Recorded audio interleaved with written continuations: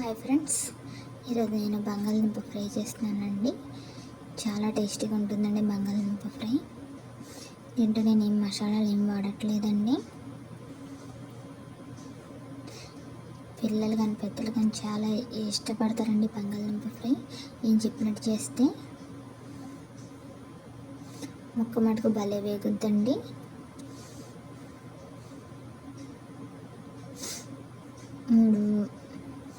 మూడు స్పూన్ల ఆయిల్ వేసుకోవాలండి.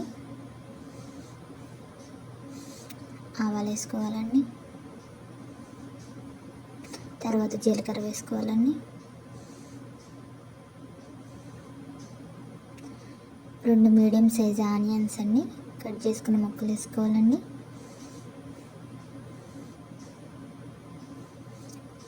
ఆనియన్స్ లైట్ బ్రౌన్ కలర్ వచ్చే వరకు వేయించుకోవాలండి. తర్వాత పసుపు వేయాలండి. పసుపు మటుకు కూరకు భలే కలర్ వస్తుందండి. తర్వాత బంగాళదుంప ముక్కలు వేసుకోవాలండి. చిన్నయండి 3 బంగాళదుంప ముక్కలండి. ఎత్తర సరిపోతుందండి పర్ఫెక్ట్గా కర్రీ.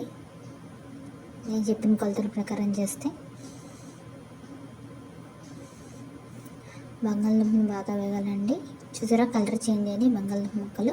ఇప్పుడు గరిటెతో నేను వీడియోలో చూపిస్తున్నట్టు నొక్కండి. అది 2 ముక్కలు అయినట్టయితే మీకు బంగాళదుంప వేగిపోయినట్టేనండి.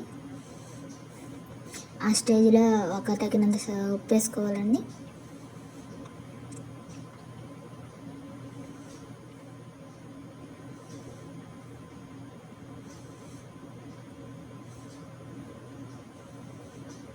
రెండు స్పూన్ల కారం వేసుకోవాలండి.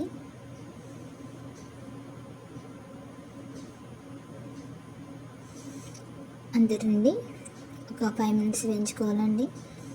వేడి వేడి బంగాళదుంప కర్రీ రెడీ అండి. ఫ్రై చాలా బాగుంటుందండి. ఒక్కసారి ట్రై చేయండి, మళ్ళీ మళ్ళీ చేయాలనిపిస్తుంది.